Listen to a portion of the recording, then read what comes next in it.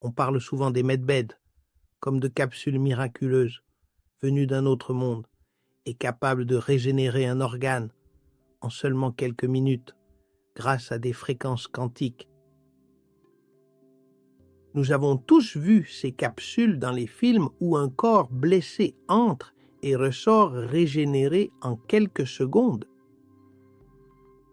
Le bruit sur Internet autour de ces lits médicaux est assourdissant. Et la question est, est-ce une arnaque ou existe-t-il une science interdite qu'on ne nous révèle pas? Mais et si je te disais que la technologie de régénération est déjà installée dans ton corps et que ce qui ne fonctionne pas, ce n'est pas la capsule, mais ta connexion électrique? Dans ma vidéo précédente, je t'ai expliqué comment le biologiste et chercheur Michael Levin a démontré que les cellules sont des agents intelligents qui communiquent entre elles par l'électricité, et cette approche est essentielle pour comprendre ce que je vais t'expliquer aujourd'hui. Pourquoi une fréquence guérisseuse ne peut rien faire si ton récepteur, c'est-à-dire tes cellules, n'a pas de batterie. Ne cherche pas un lit miracle. Ça n'existe pas.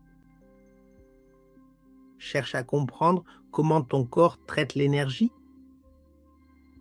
Parce qu'une fréquence externe sans le voltage interne, c'est comme essayer d'installer un logiciel de dernière génération sur une calculatrice des années 80. Le système, s'il le fait, s'effondre tout simplement. Mais allons-y étape par étape. Pour que cette vidéo puisse t'aider à bien comprendre ce que je te dis, je dois d'abord te rappeler ce qu'est une fréquence. En physique, une fréquence est simplement une information en mouvement. Tout ce qui existe vibre à une vitesse déterminée. C'est aussi simple que ça. Imagine deux pianos dans une même pièce. Si tu joues la note Do sur l'un, la corde du Do de l'autre piano commencera à vibrer toute seule. Et cela s'appelle la résonance. Eh bien, tes organes fonctionnent exactement de la même façon.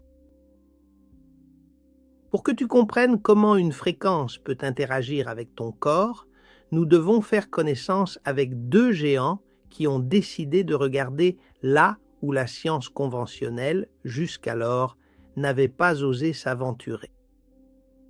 Ils ont été les pionniers de la lumière et de l'onde.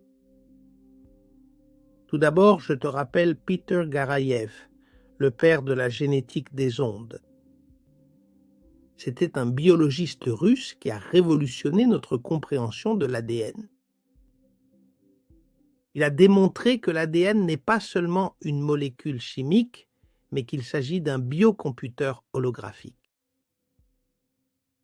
Et sa découverte la plus célèbre fut l'ADN fantôme. Peter a démontré que même si l'on retire l'ADN physique d'une pièce, il y reste une empreinte énergétique qui continue d'interagir avec la lumière. Pour Garayev, l'ADN est un texte linguistique qui parle et écoute à travers les ondes.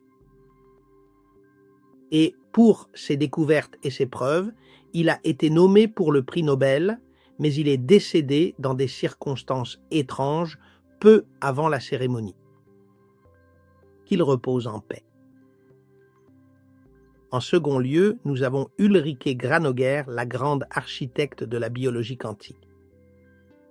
Ulrike est une chercheuse qui a porté le travail de Garayev à un niveau supérieur et a uni la biologie à la physique quantique de pointe. Elle a révélé que l'ADN possède une structure de cristal liquide. Et cela signifie qu'il est fluide comme l'eau, mais aussi parfaitement organisé qu'un diamant, ce qui lui permet de conduire l'information à des vitesses instantanées. Et c'est le cas. C'est à ce moment-là que tout prend son sens. Tu vois, grâce aux recherches de Garayev et de Granoger, nous savons aujourd'hui que ton ADN et le mien ne sont pas seulement un livre de recettes. Nous savons que c'est une antenne fractale. Et qu'est-ce qu'une antenne fractale? En ingénierie, une antenne fractale est celle qui, grâce à sa géométrie répétitive et complexe, peut capter une quantité immense de fréquences différentes en même temps et dans un espace minimal. Sa forme hélicoïdale, cette fameuse double hélice que nous connaissons tous dans l'ADN, n'est pas un caprice esthétique de la nature. C'est un design électromagnétique absolument parfait. Et en raison de sa torsion, puisqu'il s'agit d'un cristal liquide conducteur, ton ADN est conçu pour capter et émettre une gamme infinie de fréquences de l'environnement, de la lumière du soleil aux ondes radio. Et oui, également les fréquences qu'une chambre médicale ou medbed peut émettre. Mais voici le secret que la propagande des medbeds ignore. Chaque type d'antenne radioélectrique, pour pouvoir remplir efficacement sa mission de transmission, doit impérativement être relié directement à la Terre et disposer d'un environnement conducteur qui lui est tout à fait propre. C'est une sagesse que tu possèdes sûrement aussi. Dans une vieille radio, si les câbles sont oxydés ou s'il y a de la statique, même si les stations de radio sont fantastiques, puissantes et d'une qualité absolument maximale, tu n'entendras pas la musique, tu n'entendras que du bruit. Dans ton corps, le câble, c'est l'eau structurée. Je t'en ai parlé et je te l'ai bien expliqué, merci. Comment se forme-t-elle dans la vidéo intitulée « Le grand mensonge sur le H2O » ? Si l'eau dans tes cellules a perdu son ordre et si ton corps a perdu ses électrons, c'est-à-dire s'il y a eu oxydation, l'antenne de ton ADN se remplit simplement de statique. Et dans cet état, tu peux te placer devant le meilleur medbed de l'univers. Parce qu'aucune fréquence extérieure, aussi sacrée ou interdite soit-elle, ne pourra être captée. Le problème ne vient pas des fréquences, c'est que ton récepteur est déchargé et plein d'interférences. Et c'est là que 99% des gens se trompent. Ils dépensent des fortunes dans des machines à fréquence en cherchant cette note magique pour le foie ou pour le pancréas. Mais écoute bien ceci. La fréquence, c'est le message, mais la tension, c'est le signal. Imagine que tu reçois un WhatsApp sur ton téléphone portable avec le secret pour devenir multimillionnaire, mais il se trouve que ton téléphone n'a plus qu'1% de batterie et que l'écran clignote. Tu sais que le message est là, mais la technologie n'a pas la puissance pour te le montrer. Dans ton corps, la fréquence n'est rien d'autre qu'une information en mouvement, mais si tes cellules n'ont pas de puissance électrique, cette information devient du bruit. Comme il arrive avec une vieille radio. Et pour comprendre, comment une cellule perd-elle sa puissance au point d'oublier qui elle est? Il est temps que nous parlions de Michael Levin. Levin n'est pas un mystique, c'est un biologiste de l'université de Tufts et un informaticien. Levin a découvert que les cellules ne sont pas seulement des briques de chair, ce sont des agents intelligents qui traitent des données. Et sa grande découverte, c'est que les cellules forment en réalité une intelligence collective. Elles s'échangent constamment des informations pour décider « sommes-nous un rein ou sommes-nous un os ?» Et cette décision ne se prend pas par la chimie, mais aussi surprenant que cela puisse paraître dans un chat de groupe électrique. De tout cela, tu as une explication plus détaillée de ces recherches dans ma vidéo précédente. Mais qu'est-ce qui maintient ce chat de groupe? Et c'est là qu'intervient le concept clé, le voltage de la membrane. Et sur ce point, c'est le physiologiste allemand Julius Bernstein qui, au début du XXe siècle, a proposé que les cellules fonctionnent comme des batteries. Bernstein est le chaînon manquant entre la physiologie classique et la biophysique moderne. Sans ces découvertes, Michael Levin n'aurait pas eu de langage électrique sur lequel travailler. Il a été le premier scientifique à proposer de manière formelle et mathématique que les cellules ne contiennent pas seulement de l'électricité, mais qu'elles sont de véritables batteries vivantes. Avant Bernstein, on savait que les nerfs et les muscles possédaient de l'électricité, mais on ne comprenait pas d'où elle provenait. En 1902, Bernstein a publié son hypothèse de la membrane, un jalon qui a changé la biologie à jamais, et elle comporte essentiellement 3 parties. La première, la cellule comme condensateur. Il a formellement proposé que la membrane cellulaire biologique agit effectivement comme une barrière sélective, qui sépare de manière efficace les différentes charges électriques environnantes. Deuxièmement, il a avancé l'idée de la perméabilité sélective, c'est-à-dire qu'il a découvert que la membrane au repos est principalement perméable aux ions potassium. Et troisièmement, il a expliqué l'origine de la tension électrique. Il a expliqué que le potentiel de repos, le fameux VMM, potentiel de membrane, se génère parce que le potassium a tendance à sortir de la cellule, laissant une charge négative à l'intérieur. Bernstein a été le premier à mesurer et à expliquer la relation entre la température et le potentiel électrique cellulaire. Et ses touches scientifiques ont établi que la vie est fondamentalement différentielle. Ta santé et la mienne dépendent du maintien d'une différence de charge entre l'intérieur et l'extérieur. Si cette différence ou ce voltage disparaît, la vie s'éteint. Il a également parlé de l'équation de Nernst-Bernstein. Bien que Walther Nernst ait apporté la mathématique chimique, Bernstein, lui, l'a appliquée à la biologie et a démontré que nous pouvions prédire le voltage d'une cellule vivante en nous basant sur ses minéraux internes. Tu vois, ce que Julius Bernstein a découvert en 1902 était en réalité le matériel. Il nous a montré que chacune de tes cellules et des miennes sont des batteries physiques qui séparent les charges pour générer une tension, la tension de membrane. Bernstein nous a donné le moteur.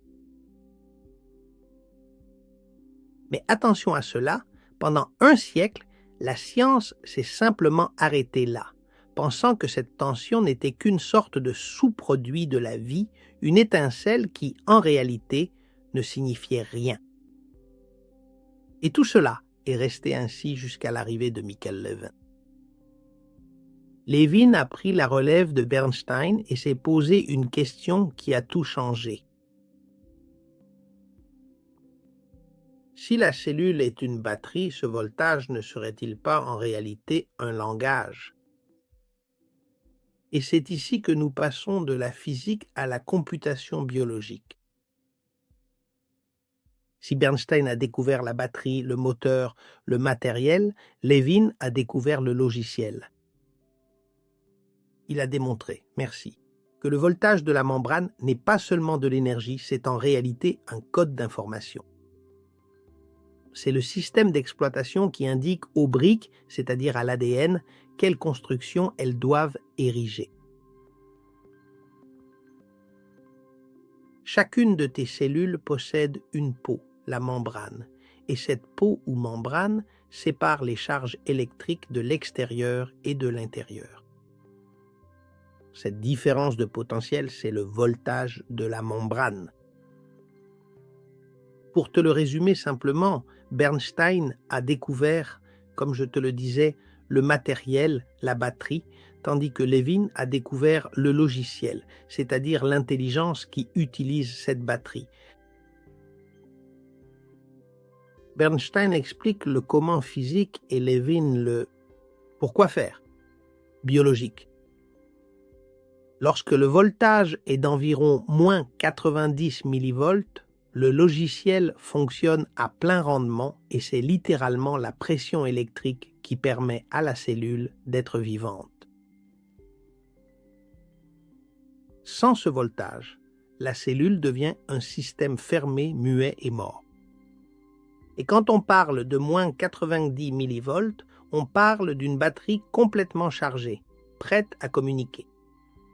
Et lorsque le voltage est élevé, ces environ moins 90 millivolts maintiennent ouvertes des portes appelées les gap junctions, qui sont des tunnels physiques reliant une cellule à une autre.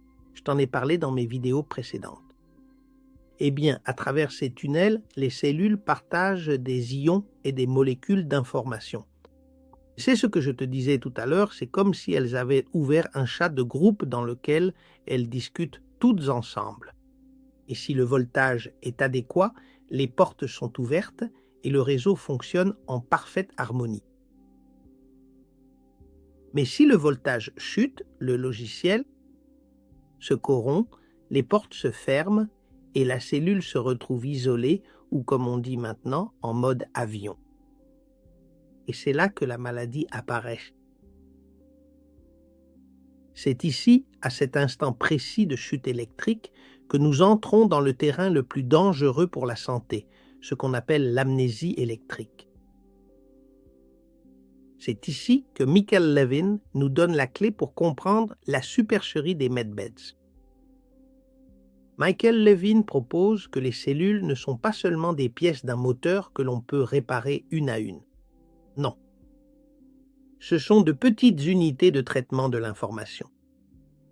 Et chaque cellule prend des décisions en fonction de son environnement. En état de santé, les cellules individuelles sacrifient leur propre identité pour former une sorte de moi plus grand, qui est l'organe. Et Levin nous parle du réseau computationnel qui est une union non chimique, mais électrique. C'est-à-dire que les cellules se connectent par les jonctions gap ou ces tunnels de protéines dont je te parlais. Et elles créent ce réseau qui détermine la forme que doit avoir le corps. Le chercheur Michael Levin a qualifié ce phénomène de véritable intelligence collective, non neuronale.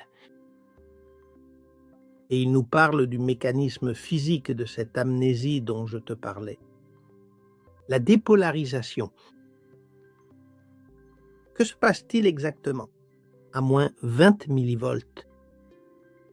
Ce n'est pas un chiffre au hasard. Et pour que tu comprennes bien, tout se produit entre deux états.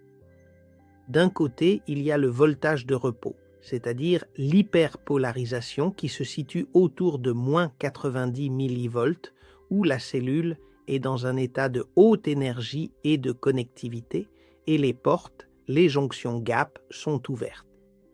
L'information circule et la cellule est consciente, elle sait qu'elle fait partie d'un foie parce qu'elle entend les autres. Mais ensuite, il y a l'autre état qui est celui de l'effondrement ou de la dépolarisation. C'est lorsque le voltage se rapproche de zéro, il monte par exemple à moins 20 millivolts. Et là, ce que font les jonctions gap, c'est qu'elles se ferment physiquement. Et quel est le résultat? La cellule se retrouve isolée. Ne recevant plus de signaux du réseau, son horizon computationnel se réduit tout simplement. Elle ne sait plus qu'elle fait partie d'un organisme complexe et ne se souvient plus que de son instruction la plus primitive et ancienne, survivre et se multiplier à tout prix. Ça te dit quelque chose, n'est-ce pas? C'est en fait le cancer. Une cellule qui est revenue à un état unicellulaire ancestral, mais simplement à cause d'un isolement électrique. Levin a démontré quelque chose de révolutionnaire. L'ADN contient la liste des matériaux, mais c'est le champ bioélectrique qui détient le plan de la maison. Et la question est, quoi? Est-ce vraiment le champ bioélectrique? Eh bien, pour comprendre Levin, nous devons cesser de penser à l'électricité comme à quelque chose qui sert simplement à allumer des choses et commencer à la voir comme un langage de programmation. Tu es sûrement surpris. Dans le travail de Levin, le point central est qu'il existe un véritable plan de tension électrique qui précède la forme physique. Et si tu modifies la carte électrique, le corps change de forme, même si l'ADN reste le même, et il l'a démontré avec les planaires à 2 têtes. Le champ bioélectrique n'est pas un nuage d'énergie autour du corps. C'est la distribution spatiale des potentiels de membrane à travers un tissu. Rappelle-toi que chaque cellule est une pile de Bernstein. C'est ce que je te disais il y a un instant. Bernstein nous a montré que chacune de tes cellules est une batterie physique qui sépare les charges pour générer une tension, la tension de sa membrane. Et ta santé, comme la mienne, dépend du maintien de cette différence de charge entre l'intérieur et l'extérieur de la cellule. Si cette différence, qui est le voltage, disparaît, la vie s'éteint. Lorsque des milliers de ces batteries sont connectées, elles créent un véritable dégradé de tension ou gradient. Ce gradient et ce dégradé ne sont pas aléatoires. C'est une véritable carte topographique qui indique à chaque cellule sa position exacte et sa mission. Levin explique que l'ADN code les pièces, c'est-à-dire les protéines, mais qu'il ne contient pas d'instructions sur la forme macroscopique. Tes gènes savent comment fabriquer du collagène, mais ils ne savent pas quelle doit être la longueur d'un fémur ni où doit se trouver exactement un œil. C'est le champ bioélectrique qui agit. Comme un système de coordonnées ou un GPS, c'est lui le plan qui indique « la matière, toi, cellule souche, transforme-toi en os ici ». Et arrête la croissance exactement à ce point. Ce qu'il y a de plus révolutionnaire chez Levin, c'est qu'il a démontré que le champ bioélectrique fonctionne comme une mémoire RAM biologique. C'est-à-dire, le corps l'a stocké électriquement. Merci. Le plan de ce à quoi devrait ressembler un organe sain. Et il l'appelle morphologie cible ou target morphology. Lorsque nous subissons une blessure, le champ bioélectrique détecte essentiellement l'erreur sur la carte et envoie les ordres électriques pour reconstruire la structure, jusqu'à ce qu'elle corresponde à nouveau à ce plan d'origine. C'est là que se produit l'auto-réparation. Mais si le champ s'effondre, c'est-à-dire s'il tombe à moins 20 millivolts, la cellule entre dans une sorte d'autisme biologique et tout ce plan est mis de côté. La cellule, en étant déconnectée, en restant déconnectée du chat de groupe par manque d'énergie, oublie qu'elle fait partie de toi. Cette entité ne reçoit désormais plus les ordres de l'architecte central et, ne sachant plus qui elle est, elle commence alors à agir comme un organisme primitif et indépendant. Elle ne veut que manger et se diviser. Comme je te le disais, c'est en essence le cancer et la dégénérescence. Ce n'est pas une erreur génétique. C'est une défaillance de la mémoire due au manque d'énergie. Le corps ne sait tout simplement plus quoi construire et cela finit par laisser place au chaos. Et c'est ici que toute la théorie des lits médicaux ou medbeds échoue complètement. Essayer de soigner cela avec un medbed externe, sans restaurer, le flux interne d'ions, c'est comme essayer de donner une conférence magistrale à quelqu'un qui porte simplement un casque avec du bruit blanc à plein volume. Ce n'est pas que la personne ne veuille pas écouter ta conférence, c'est qu'elle ne peut physiquement pas recevoir le signal. La guérison ne consiste pas à injecter une fréquence de l'extérieur. Elle consiste à rétablir la connectivité du réseau interne. Si les câbles, les jonctions gap, sont fermés par manque de voltage, aucune fréquence externe ne peut convaincre la cellule de réintégrer le groupe.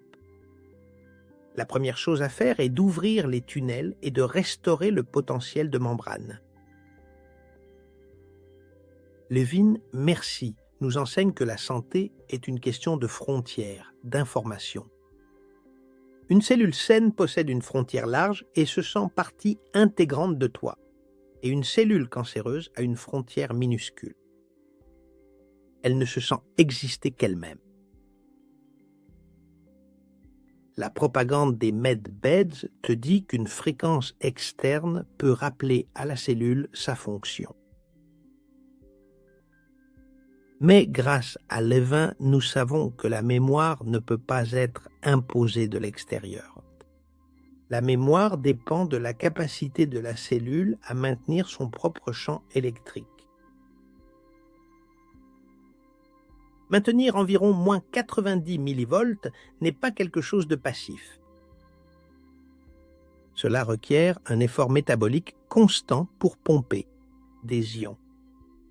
Si ton matériel biologique est en amnésie parce qu'il n'a pas d'électrons ou parce que ses câbles, les jonctions serrées, fuient, aucune fréquence ne te sauvera.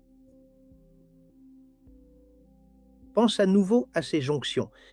Les jonctions serrées sont le joint d'étanchéité de tes circuits intercellulaires. Si tu as de l'inflammation, tes câbles fuient du courant. Essayez de guérir avec des fréquences externes un corps qui a des fuites électriques. C'est comme essayer de convaincre quelqu'un qui a perdu la mémoire en lui criant dans un mégaphone. Tu imagines le ridicule. Si son système de traitement est endommagé, le message « tu auras beau crier », tu auras beau lui mettre un mégaphone à l'oreille, le message ne passe pas. Levin a démontré que pour régénérer un tissu, tu n'as pas besoin d'une boîte magique de fréquences. Ce dont tu as besoin, c'est de savoir manipuler les flux d'ions pour que la cellule elle-même retrouve son voltage. Chaque cellule possède dans sa membrane des milliers de protéines appelées canaux ioniques.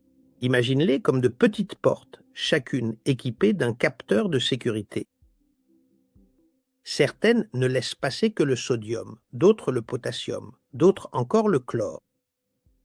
Et Levin utilise des substances chimiques appelées ionophores ou des bloqueurs qui ne sont pas des médicaments pour soigner une maladie, mais simplement des outils de programmation pour ton corps.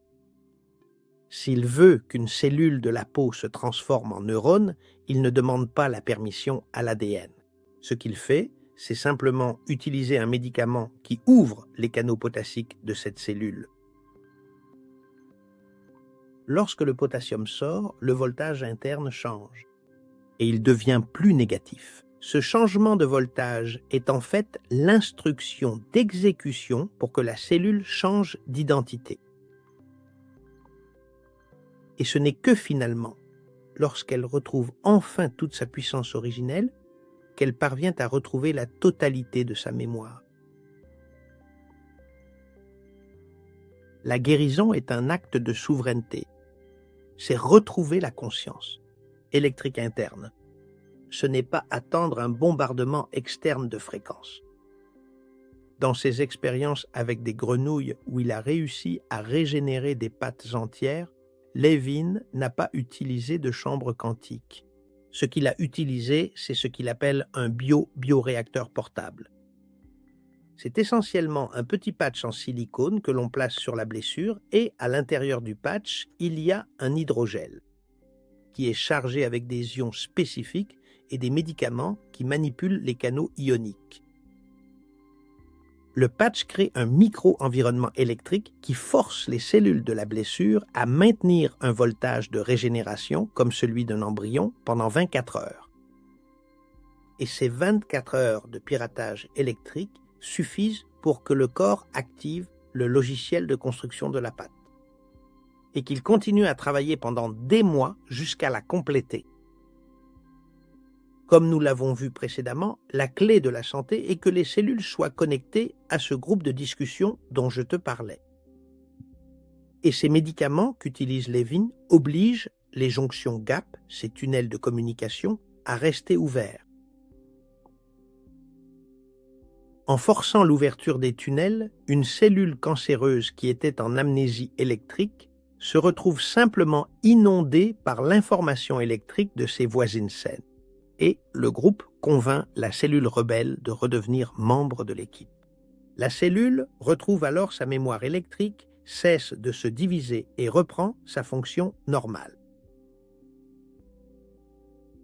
Ce que Michael Levin est en train de construire n'est pas seulement une série d'expériences isolées, c'est une véritable plateforme de calcul biologique. Nous devons cesser de considérer la médecine comme de la chimie qui tue des choses et commencer à la voir comme de l'information qui reprogramme les systèmes. Et il devient de plus en plus évident que c'est la voie à suivre. Mais bien sûr, il faut maintenant faire passer cela du laboratoire au monde réel. Et sur quoi travaille-t-il, Levin? Comment comptons nous attaquer n'importe quelle partie du corps? Eh bien, la réponse de Levin est purement cybernétique. Il n'essaie pas médicament par médicament pour voir ce qui se passe. Il utilise l'intelligence artificielle et la modélisation informatique. Il a développé un logiciel qui simule le réseau électrique des tissus. Et si tu veux régénérer un foie, tu ne demandes pas la permission au gène. Tu poses la question au simulateur et tu lui demandes quel canaux ioniques dois-je ouvrir ou fermer pour que la carte de voltage de la membrane de ce tissu malade redevienne celle d'un foie sain. Et le logiciel lui indique exactement quelle combinaison de modulateurs il lui faut.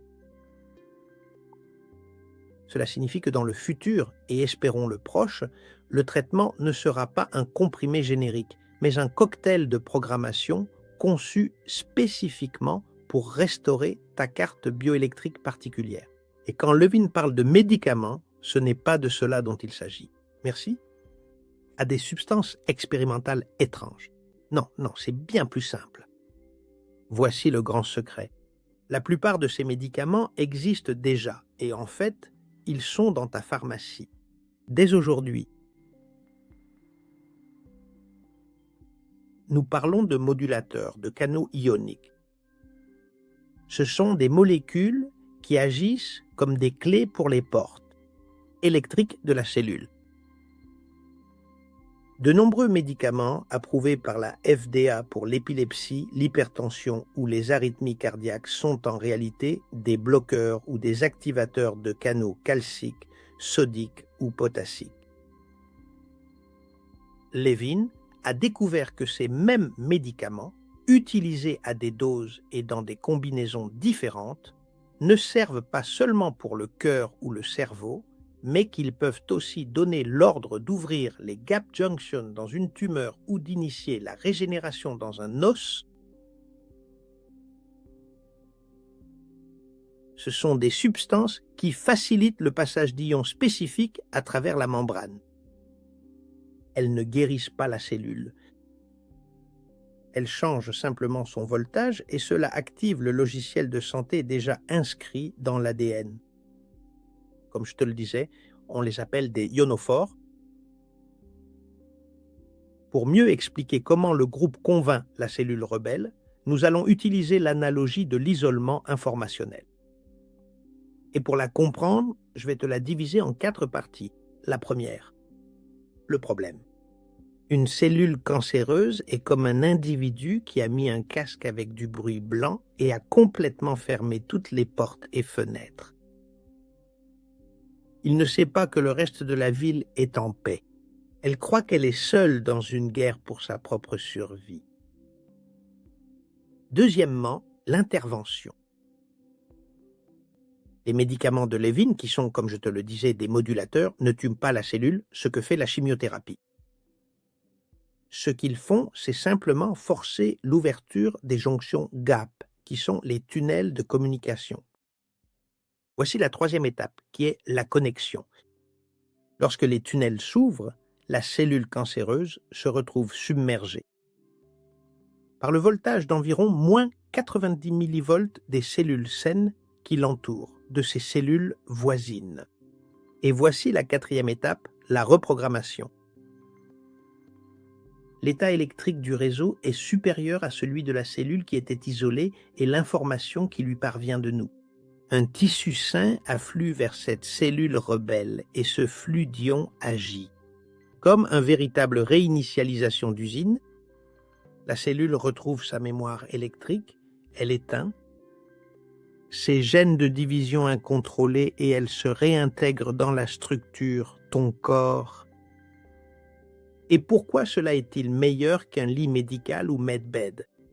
La différence est fondamentale et elle est scientifique. D'abord, pour la souveraineté contre la dépendance, la medbed essaye de t'imposer une fréquence de l'extérieur qui est un message. Et pourtant, le piratage que propose Levin, ce qu'il fait, c'est redonner à la cellule la capacité de générer son propre voltage, c'est-à-dire sa puissance. La seconde différence, c'est le hardware contre le software. Essayer de soigner avec des fréquences un corps qui présente de multiples fuites électriques, comme des jonctions serrées rompues, c'est complètement inutile. Levin. La première étape consiste à réparer les câbles en manipulant les ions afin que le système puisse maintenir le signal. En bref, Levin ne vous donne pas le poisson, ce qui correspond à la fréquence de Medved. Ce qu'il fait, c'est réparer votre canne à pêche et vous fournir les canaux ioniques nécessaires pour que votre corps puisse à nouveau pêcher ses propres électrons et courir. Son plan de santé originel. La guérison est un acte de récupération de la conscience électrique interne et non de bombardement. Fréquence externe. Levin a démontré que pour régénérer un tissu, tu n'as pas besoin d'une boîte magique. Ce dont tu as besoin, c'est de manipuler les flux d'ions pour que ta propre cellule retrouve sa tension. Et avec elle, sa mémoire. Ce que je te raconte n'est pas une théorie de salon ni une spéculation sur Internet. Michael Levin a publié plus de 400 articles scientifiques évalués par des pairs dans les revues les plus prestigieuses du monde, comme Nature, Cell et PNAS. Ces expériences ont laissé complètement sans voix la communauté scientifique. Il a réussi à faire pousser des yeux fonctionnels dans l'intestin d'une grenouille simplement en modifiant la carte électrique des cellules de la zone. L'ADN de ces cellules disait intestin, mais la commande électrique a dit œil et le matériel a obéi. Comme je te l'ai dit dans ma vidéo précédente, il a reprogrammé la mémoire de la forme d'un verre pour qu'il naisse toujours avec deux têtes. Et ce faisant, il a démontré que l'on peut changer l'anatomie sans toucher un seul gène. Il a essentiellement créé les premières machines vivantes du monde en utilisant des cellules de P, des cellules de peau de grenouille qui, une fois libérées de leur contexte électrique normal, s'auto-organisent pour former des organismes capables de se déplacer et de nettoyer leur environnement. Levin a démontré avec des données irréfutables que pour régénérer un tissu, il n'est pas nécessaire d'avoir une boîte magique. Ce qu'il faut, c'est être le programmeur des flux d'ions. La guérison n'est pas un miracle qui va t'arriver dans une base secrète. C'est une technique de calcul biologique qui restaure la mémoire de ta santé. Mais pour que ce logiciel de Levin puisse fonctionner, il faut que les câbles de la cathédrale de ton corps, merci, soient de la meilleure qualité. Et c'est là que nous entrons au cœur de la matière et où nous devons aussi nous arrêter. La question est, sur quoi fonctionne ce logiciel? N'importe quel programmeur te dira que le meilleur code du monde est complètement inutile si le matériel, c'est-à-dire les circuits physiques, est cassé ou n'existe pas. Et Levin nous dit que nous devons manipuler les flux d'ions, mais je te parle des ions depuis tout à l'heure. Qu'est-ce qu'un ion? Un ion n'est pas une entité abstraite. C'est un atome minéral comme le potassium, le sodium ou le magnésium qui a gagné ou perdu un électron et qui, par conséquent, possède une charge électrique.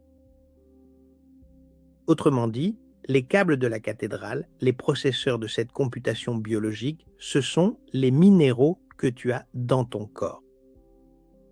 Si tu n'as pas le minéral, tu n'as pas l'ion. Si tu n'as pas l'ion, il n'y a pas de flux électrique, et s'il n'y a pas de flux, le logiciel de Levin n'a tout simplement pas de câbles par lesquels voyager. Et c'est là que la promesse des medbeds s'effondre complètement. Et c'est là que nous arrivons à la question que très peu de gens se posent, probablement. Comment une onde radio ou une lumière infrarouge se transforme-t-elle en un morceau de peau neuf? Eh bien, cette magie s'appelle la transduction du signal. Et c'est grâce à cette transduction du signal qu'une onde radio ou une lumière infrarouge se transforment en un morceau de peau neuve. Imagine que tu es à un concert. Le musicien joue une corde, c'est une fréquence. Mais s'il n'y a pas de micro et de haut-parleur pour transformer cette vibration en électricité, puis à nouveau en son, tu n'entends rien. Dans ton corps, les micros sont les minéraux. C'est-à-dire, il faut laisser voir le magnésium ou le potassium, comme ces petites poudres que tu achètes de temps en temps à la pharmacie. En biophysique, le magnésium et le potassium sont des métaux. Ce sont des conducteurs, des transducteurs de signaux. Le magnésium, c'est comme la clé de contact, la pompe sodium-potassium qui est celle qui maintient réellement tes environ moins 90 millivolts, fonctionne avec de l'énergie, c'est-à-dire avec de l'ATP. Mais l'ATP est comme une batterie déchargée s'il n'a pas de magnésium. Le magnésium est un métal léger essentiel qui libère toute l'énergie vitale. Sans lui, la pompe s'arrête, la tension chute et l'antenne de ton ADN se retrouve sans courant. Autrement dit, si le magnésium n'est pas présent, la batterie de Bernstein dont je te parlais ne se charge pas et le logiciel de Levin n'a pas de courant. Parlons maintenant du potassium. Le potassium, c'est comme le fluide de l'antenne. C'est lui qui permet au signal électrique de voyager à l'intérieur de la cellule. Si le magnésium est le moteur, le potassium est le câblage haute fidélité. C'est l'ion qui circule à travers ces tunnels ou gap junctions que nous avons vus tout à l'heure. Et c'est lui qui transmet le message « Nous sommes un foie sain » d'une cellule à l'autre. Sans ces métaux sous leur forme ionique correcte, n'importe quelle fréquence externe, qu'elle vienne d'une medbed ou du soleil lui-même, frappe simplement contre un mur. La cellule biologique est incapable de traduire cette onde en un ordre de guérison. Mais il manque encore une pièce au puzzle ici. Avec ce que je t'ai expliqué, nous avons les micros qui sont les minéraux et nous avons le message qui est la fréquence. Mais il nous faut encore un moyen de transmission qui soit ultra efficace. Et ce moyen, c'est l'eau. Mais pas n'importe quelle eau, il s'agit de l'eau structurée ou de la phase d'exclusion H3O2 dont je t'ai déjà parlé en détail dans ma vidéo sur le mensonge du H2O. Grâce à des chercheurs comme le Dr Gerald Pollack, nous savons aujourd'hui que l'eau à l'intérieur de tes cellules, elle ne se comporte absolument pas comme un liquide normal, elle se comporte plutôt comme un véritable cristal liquide complexe. Et cet état permet à l'eau d'être un supraconducteur de protons et d'électrons. Si l'eau de ton corps est désordonnée à cause de l'électromagnétisme artificiel, du stress ou d'une mauvaise alimentation, c'est comme si tu essayais de transmettre de la fibre optique à travers un câble en bout. Le signal se disperse. L'eau structurée agit comme un lubrifiant électrique, permettant aux minéraux de fonctionner comme une antenne haute fidélité. Mais attention, il me reste encore à te parler d'une autre pièce clé. Dans ce puzzle véritablement simple et efficace, car il est vraiment simple, le soliton de Garaïev, ou pour le dire avec des mots que tu comprendras plus facilement, l'onde qui transporte la vie. C'est précisément ici que l'éminent génie russe Piotr Garaïev nous dévoile enfin la clé ultime et fondamentale de ce mystère. Il a découvert que l'ADN utilise une forme d'onde très spéciale pour envoyer des instructions à longue distance à l'intérieur du corps, le soliton. Et la question est, qu'est-ce qu'un soliton? C'est très simple, c'est une onde sonore ou énergétique tellement stable qu'elle peut voyager à travers l'eau de ton corps sans se déformer et sans perdre le moindre bit d'information. Imagine une vague dans la mer qui, au lieu de se briser sur le rivage, serait capable de faire le tour du monde entier sans perdre un seul millimètre de sa forme. En physique, c'est ce qu'on appelle une onde non linéaire qui se perpétue d'elle-même. Garaïev t'a montré que l'ADN émet ses solitons de lumière et de son pour communiquer avec les cellules voisines et envoyer des instructions d'assemblage. Mais dans tout cela, il y a un secret, une condition biologique absolue. Un soliton ne peut voyager qu'à travers un milieu cristallin, c'est-à-dire que pour qu'un soliton soit stable et ne se transforme pas en bruit, l'eau de ton corps doit être structurée et ta tension doit être d'environ ces moins 90 millivolts dont je te parle depuis tout à l'heure. Si ta tension est élevée et que ton eau interne est structurée, ton corps génère ses propres solitons de santé. C'est une véritable communication instantanée et, sans aucun bruit, tu deviens ta propre Medved. Ta propre vibration interne donne à l'ADN la clarté nécessaire pour lire le plan originel de la santé et l'exécuter sans erreur. La véritable technologie de pointe n'est pas un lit en métal ou un tube en métal dans une base militaire secrète. Quelle blague! La véritable technologie, c'est ta capacité à maintenir ton architecture électrique. Les minéraux sont tes câbles, l'eau structurée est ta fibre optique. Et la tension d'environ moins 90 millivolts est ton alimentation en énergie. Et lorsque ces trois piliers sont en ordre, le logiciel de Levin dispose du matériel parfait pour régénérer n'importe quel tissu. Ne cherche pas la fréquence cachée en dehors de toi. Fournis à ton corps les électrons, les métaux et l'eau dont il a besoin pour que l'antenne de ton ADN puisse se réaccorder. La symphonie de la vie. La tienne. La vibration interne donne à l'ADN la clarté nécessaire. Pour pouvoir lire ce plan originel, lorsque tu as la bonne tension, tu n'as pas besoin qu'une machine te dise quelle fréquence utiliser. Ton système d'exploitation la connaît déjà. La seule chose dont tu as besoin, c'est de la puissance électrique pour pouvoir l'exécuter. Ne cherche pas une fréquence cachée. Comme je te le dis, apporte les métaux et la terre dont ton architecture électrique a besoin pour recommencer à briller. Et alors, après tout ce que nous avons analysé, la question est, mais les medbeds existent-elles? La réponse courte est que la technologie permettant d'influencer la biologie par les fréquences est réelle et fait l'objet d'études. Aujourd'hui même, y compris dans les laboratoires de Michael Levin. Mais la réponse longue, c'est qu'elles ne sont pas ce qu'on t'a vendu, ce qu'on est en train de te vendre. Il faut bien comprendre qu'un medbed n'est absolument pas une sorte de boîte magique technologique qui va pouvoir faire tout le travail de guérison à ta place, pendant que tu attends de manière totalement passive. En réalité, c'est simplement l'ancienne mentalité obsolète de la pilule magique, qui revient sous une forme déguisée, de technologie spatiale cachée, secrète. Si le terrain n'est pas préparé, si tes jonctions gap fuient et que ta tension est à moins 20 millivolts, Aucune machine externe ne pourra te sauver. La guérison n'est pas un événement externe, c'est un processus de réaccordage interne.